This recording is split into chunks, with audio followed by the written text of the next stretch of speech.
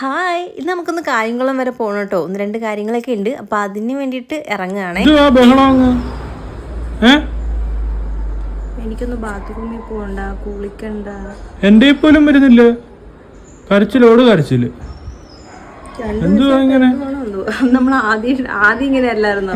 നമ്മളതിനെ വിചാരിച്ച് ഇവള് ഞാൻ ഈ സമയത്ത് ഇങ്ങനെയാണ്. കയ്യിൽ ഇറങ്ങണ്ടേ? കൈ അങ്ങോട്ട് പോവാം. വാ ഇങ്ങോട്ട് മാഡം. അവിടെ നല്ല കാഴ്ചകളൊക്കെ കണ്ട് വണ്ടിയൊക്കെ ഓട്ടിച്ചപ്പം ഋതുട്ടൻ കൊല്ലത്തുനിന്ന് കായംകുളത്ത് എത്തി കഴിഞ്ഞപ്പോൾ ആളുടെ സ്വഭാവം ആകെ മാറിയേട്ടോ. ആരെടുത്തും പോകുന്നില്ല, ബഹളവും കരച്ചിലും. ആരെങ്കിലും എടുത്തുകൊണ്ട് പോയാൽ പിന്നെ നിർത്താതെ കരച്ചിലായിരുന്നു കേട്ടോ. അങ്ങനെയൊക്കെയുള്ള ആകെ സീനട്ടിക്കാണ്. കുഞ്ഞൻ്റെ കൈ പോലും ആൾ പോകുന്നില്ല. എനിക്ക് ബാത്റൂമിൽ പോകാനായാലും കുളിക്കാനായാലും ഒന്നിനും പറ്റാത്ത അവസ്ഥയായിരുന്നു. കയ്യിൽ നിന്ന് ഇറങ്ങുന്നില്ല. കഴിഞ്ഞ ദിവസം വീഡിയോ കുറേ പേര് പറഞ്ഞു ഡ്രസ്സിൻ്റെ ആണെന്ന്. ഡ്രസ്സിൻ്റെ മാത്രമല്ല കേട്ടോ, അവൾ വന്നതിൻ്റെ അന്ന് തൊട്ട് ഈ ഒരു കരച്ചിൽ തുടർന്നുകൊണ്ടേ ഇരിക്കുകയായിരുന്നേ. അങ്ങനത്തെ നമ്മൾ എംപ്ലോയ്മെൻറ്റ് ഓഫീസിലാണ്. അച്ഛൻ നമ്മളെ തിരക്കുന്നുണ്ടായിരിക്കും ഇപ്പൊ അവിടെ. എന്ത് കരച്ചില്ല. കുഞ്ഞിന് ഇതുവരെ എംപ്ലോയ്മെൻറ്റ് രജിസ്റ്റർ ചെയ്തിട്ടില്ല കേട്ടോ. അങ്ങനെ അത് ചെയ്യാനും കൂടെ വന്നതാണ്. അങ്ങനെ ഇതാ ഋതുവിനെ ഞാൻ ഒരുവിധം ആളെ ഇരുത്തി സമാധാനിപ്പിച്ചെങ്കിലും ആൾ പാല് കുടിക്കാൻ വേണ്ടി കരഞ്ഞുകൊണ്ടിരിക്കുകയാണ്. വണ്ടി അങ്ങ് എടുക്കുക കേട്ടോ. അവിടെ പിന്നെ അവിടെ ഒരു അങ്കിൾ സ്ഥലം കാണിച്ചു തന്നു. അങ്ങനെ ഞാൻ അവിടെ പോയി ആൾക്ക് ഫീഡ് ചെയ്തിട്ട് അന്നേരത്തേക്ക് ആൾ ഉറങ്ങിയിട്ടുണ്ടായിരുന്നേ. പിന്നെ ഇതാ നമ്മളതിൻ്റെ ഫ്രണ്ടിൽ ഇറങ്ങിയപ്പോൾ കുറച്ച് ഫ്രൂട്ട്സ് ഒക്കെ കണ്ടു. അങ്ങനെ ഓറഞ്ചും പിന്നെ പഴമൊക്കെ ഉണ്ടായിരുന്നത് ഋതുവിന് വേണ്ടി വാങ്ങിച്ചാണ് കേട്ടോ. പിന്നെ കുഞ്ഞൻ പോയി ആ ഒരു സമയം കൊണ്ട് കാർ എടുത്തിട്ട് വന്നു. നമുക്ക് കാർ ഇവിടെ ഉള്ളിൽ പാർക്ക് ചെയ്തു. നമ്മൾ അറിഞ്ഞില്ല, നമ്മൾ വിചാരിച്ചു സ്ഥലമില്ല എന്ന്. പിന്നെ അതുകൊണ്ട് നമ്മൾ പേ പാർക്കിങ്ങിലാട്ടോ ചെയ്തത്. അത് കഴിഞ്ഞ് ഇതാ സവോളയൊക്കെ കണ്ടപ്പോഴത്തേക്ക് വാങ്ങിച്ചു. കണ്ണെല്ലാം കീറി മുറിച്ച് വെച്ചേക്കുവാ കള്ളൻ. എന്തുവാ കണ്ണിലെല്ലാം ചെയ്തു വെച്ചേക്കുന്നേ? എന്തൊരു കരച്ചിലായിരുന്നു ഋതുട്ടൻ കുറേ ദിവസം. കണ്ടോ അമ്മച്ചി വരുന്നുണ്ടോ? ഇരിക്കുവായിരുന്നു.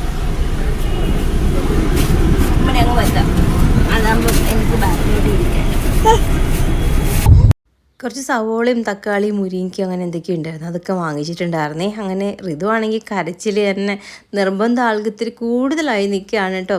അങ്ങനെ അതിൻ്റെ കൂട്ടത്തിൽ ചൂടും ഞങ്ങൾക്കാണെങ്കിൽ ഒന്ന് രണ്ട് അത്യാവശ്യം ആയതുകൊണ്ടാണ് ഈ ഒരു സമയത്ത് ഇറങ്ങിയത്. രാവിലെ ഇറങ്ങിയപ്പോഴേ ചൂടായിരുന്നു. അങ്ങനെ മിക്സി നമുക്ക് ശരിയാക്കാൻ വേണ്ടി കൊടുക്കണമായിരുന്നേ. അതിൻ്റെ ഉള്ളിലത്തെ ആ ഒരു സുനാപ്പി ഒടിഞ്ഞു പോയി. അങ്ങനെ പിന്നെ അതവിടെ കൊടുത്തിട്ട് കുറച്ച് സമയം എടുക്കുമെന്ന് പറഞ്ഞു കേട്ടോ. അവർ ഫുഡ് കഴിക്കാൻ പോയേക്കാണെന്ന്. ഞങ്ങൾ പിന്നെ ആ ഒരു സമയം കൊണ്ട് വെള്ളം കുടിക്കാമെന്ന് കരുതി. തൊണ്ടയൊക്കെ ആകെ വരണ്ട് വെള്ളം കുടിക്കാൻ അങ്ങ് ദാഹിച്ചിട്ട് വരികയായിരുന്നു. അങ്ങനെ നോക്കി ഒരു കട കിട്ടി. അങ്ങനെ അവിടെ നിന്ന് വെള്ളം കുടിച്ചിട്ട് നിന്നപ്പോഴത്തേക്ക് ബിരിയാണി എന്ന് പറഞ്ഞ് എഴുതി വെച്ചേക്കുന്നത്. അവിടെ പോയപ്പോഴത്തേക്ക് അത് ആയിട്ടില്ല, വരുന്നതേ ഉള്ളൂ എന്ന് പറഞ്ഞിട്ടോ. പിന്നെ ഞങ്ങൾ നേരെ മിക്സിയുടെ കടയിലോട്ട് വന്നു. അങ്ങനെ അവർ പെട്ടെന്ന് അതും റെഡിയാക്കിയൊക്കെ തന്നു. പിന്നെ അവിടെ നിന്ന് തിരിച്ചു വരുന്ന വഴിക്ക് ഇതാ ഒരു ബിരിയാണി കടയിൽ കയറി അവിടെ നിന്ന് ബിരിയാണി വാങ്ങിച്ചിട്ട് നേരെ വീട്ടിലോട്ട് തിരിച്ചേ.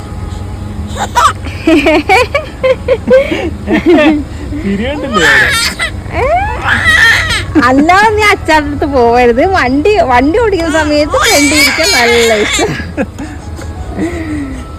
അവിടുന്ന് എടുക്കുമ്പോഴാ അവിടെ കരച്ചിൽ കേട്ടായിരുന്നു. അന്നേരം വണ്ടി ഓടിക്കാണോ കുഞ്ഞ്? മണ്ടക്കോട്ട് കിടന്നങ്ങ് ഓടിക്കും. ഋതുട്ടാ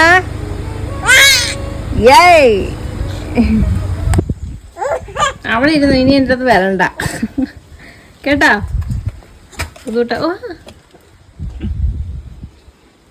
ഇതിനകത്ത് ലൈറ്റ് കത്തി കിടക്കുന്നത് ഇതീ പിടിച്ചേക്ക് വലിച്ചങ്ങ് പിടിച്ചേക്കുക.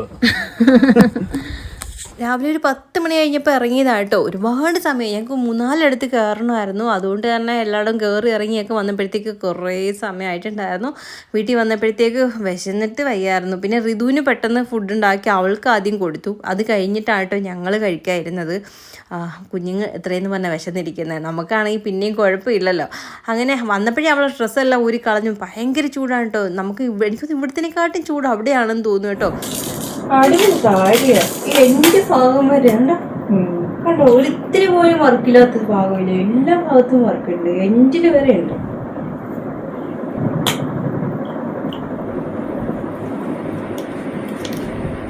ഈ ഒരു സാരി എനിക്ക് ഭയങ്കരമായിട്ട് ഇഷ്ടപ്പെട്ടു. ഇതിൻ്റെ ലിങ്ക് ഉണ്ടെങ്കിൽ ഞാൻ കൊടുത്തേക്കാം കേട്ടോ. അടിപൊളി സാരിയാണ്, നല്ല മെറ്റീരിയലാണ് കേട്ടോ. അതിൻ്റെ പോലെ എൻ്റെ കയ്യിൽ കിടക്കുന്ന കുഞ്ഞ് ബാഗിൻ്റെ ലിങ്കും കൊടുത്തേക്കാം, അതും അടിപൊളിയാണ്.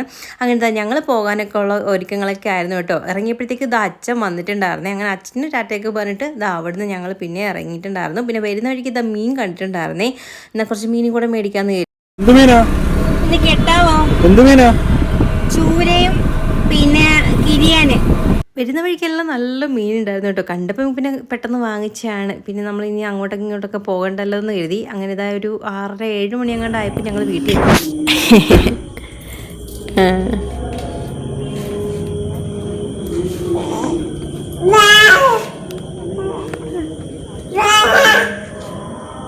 പോടാ. വീട്ടിൽ വന്നപ്പോഴത്തേക്ക് അവളുടെ മൈൻഡ് മാറി. അപ്പോഴത്തേക്ക് അവൾക്ക് വീണ്ടും ഫ്രണ്ട് കണ്ടപ്പോഴേ മനസ്സിലായെന്ന് തോന്നുന്നു. ഇതുവേ ഇപ്പൊ സെറ്റായ വീട് കണ്ട കുഞ്ഞ് കരച്ചിലൊക്കെ മാറിയാ?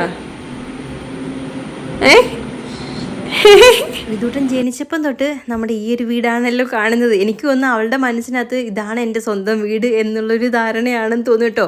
എവിടെ പോയിട്ട് വന്നാലും ഋതുവിന് വീട് കാണുമ്പോഴത്തേക്ക് ആൾക്ക് ഭയങ്കര സന്തോഷമാണ്.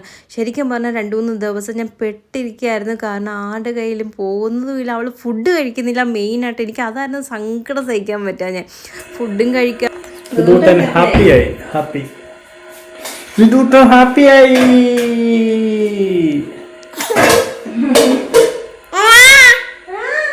ഒരു പ്രശ്നേ ഇല്ല. അവിടെ ചെല്ലുമ്പോ അച്ചാടത്തും പോകത്തില്ല, ആരടുത്തും പോകത്തില്ല, അമ്മ മാത്രം മതി. ഋതുവിൻ്റെ മുഖത്തായൊരു ചിരി കാണുമ്പോഴേട്ടോ നമുക്കൊരു സന്തോഷവും ഒരു സമാധാനവും ഒക്കെ. അങ്ങനെ ഇതാ ഞാൻ ഡ്രസ്സ് മാറിയിട്ട് പെട്ടെന്ന് അവിടെ തൂക്കാനും തുടയ്ക്കാനൊക്കെ ഉണ്ടായിരുന്നു. അങ്ങനെ പിന്നെ ഇതാ അതൊക്കെ ഒന്ന് തൂത്തും തുടച്ചു. ഇങ്ങനെയല്ല മുട്ടുകാലേ വാ, നേരത്തെ പോയതുപോലെ. ആ വാ വാ വാ. ഋതുട്ട് ആദ്യമായിട്ടാട്ടോ മുട്ടുകാല എഴുതുന്നത്. കാരണം അവൾ നീന്തും പിന്നെ എഴുന്നേറ്റ് നിൽക്കാൻ തുടങ്ങിയിട്ടുണ്ടായിരുന്നു. എഴുന്നേറ്റ് നിന്നിട്ട് ഇങ്ങനെ പിടിച്ചുകൊണ്ട് പിച്ച വെക്കും. പക്ഷെ അവൾ മുട്ടുകാല എഴുന്നിട്ടേ ഇല്ല. ഞങ്ങൾ കമിഴ്ന്ന് വീണ് കഴിഞ്ഞപ്പോഴത്തേക്ക് മുട്ടുകാല എഴുതുന്നത് നോക്കി, മുട്ടുകാലയിലല്ല ആ കമിഴ്ന്ന് വീണ് നീന്തി കഴിഞ്ഞിട്ട് മുട്ടുകാല എഴുതുന്നത് നോക്കി ഇങ്ങനെ ഇരുന്നെങ്കിലും അവൾ എഴുതുന്നുണ്ടായിരുന്നില്ല. ഞങ്ങൾ രക്ഷനെ എഴുന്നേറ്റ് നടക്കാറായിരിക്കും ഇനി പോകുന്നത്, ഇനി എഴുത്തൊന്നുമില്ല. പക്ഷെ അവൾ മുട്ടുകാല ഇങ്ങനെ എഴിഞ്ഞ് വരുന്നത് കണ്ടപ്പോൾ ഭയങ്കര സന്തോഷം തോന്നി കേട്ടോ. അങ്ങനെ പിന്നെ ഇതാ ഞങ്ങൾക്കുള്ള ഫുഡൊക്കെ ഉണ്ടാക്കി വെച്ചിട്ട് ഋതുവിന് ഫുഡ് ഉണ്ടാക്കി. ഞാനിന്ന് ഇച്ചിരി ചോറ് കൊടുക്കാമെന്ന് കരുതി കേട്ടോ. അതിനകത്ത് അരിക്കകത്ത് നമ്മൾ കുറച്ച് ക്യാരറ്റും മത്തങ്ങയൊക്കെ ഇട്ടിട്ട് വേവിച്ചിട്ട് നല്ല ഉടച്ച് കൊടുത്തു. ഇച്ചിരി നെയ്യും കൂടെ ഒഴിച്ച് കൊടുക്കും കേട്ടോ. കാരണം കുറേ ദിവസമായിട്ട് അവൾ ഫുഡ് പോലും കഴിക്കുന്നുണ്ടായിരുന്നില്ല. ഇവിടെ വന്ന് അത് കഴിച്ചപ്പോഴാണ് എനിക്കൊരു സമാധാനമായത് കേട്ടോ. പിന്നെ ഇതാ ഞങ്ങൾ കഴിക്കാൻ എടുത്തുകൊണ്ട് പോയി. ഇൻസ്റ്റൻറ്റ് കട്ടനാണ് കേട്ടോ ഞാൻ ഇട്ടേക്കുന്നത്. അങ്ങനെ അതൊക്കെ ആക്കിയിട്ട് ഫുഡും കഴിച്ച് കഴിഞ്ഞ് പാത്രങ്ങളും ഉണ്ടായിരുന്നു, അതെല്ലാം കഴുകി പറക്കി എല്ലാം വെച്ചു. പിന്നെ കുറച്ച് നമ്മൾ സാധനങ്ങൾ വാങ്ങിച്ചിട്ട് വന്നിട്ടുണ്ടായിരുന്നല്ലോ. ഞാൻ കുറച്ച് തക്കാളിയും സവോള, പച്ചമുളക്, മുരിങ്ങയ്ക്ക ഇതൊക്കെയായിരുന്നു കേട്ടോ വാങ്ങിച്ചത്. തക്കാളിക്കകത്ത് ചിലതൊക്കെ ഇങ്ങനെ ചളങ്ങിയൊക്കെ ഇരിക്കുന്നു, അതൊക്കെ അങ്ങ് മാറ്റിയിട്ട് നല്ലതൊക്കെ വേറൊരു പാത്രത്തിലാക്കി വെച്ചു. മറ്റേ നമുക്ക് ആദ്യം എടുക്കാൻ വേണ്ടിയിട്ടാട്ടോ. എന്നിട്ട് ഇതാ ഇതിൻ്റെയൊക്കെ തണ്ട് അടർത്തിയിട്ട് അങ്ങനെ അടച്ചു വെക്കും. ചീത്ത ആവില്ല കേട്ടോ, കുറേ നാളിരിക്കും. അങ്ങനെ നമ്മുടെ ജോലിയൊക്കെ ഇവിടെ കഴിഞ്ഞു. ഇനിയിപ്പോൾ ഇച്ചിരി നേരം കിടക്കണം. അപ്പോൾ ഇത്രയൊക്കെ ഉള്ളൂ. Tata, see U.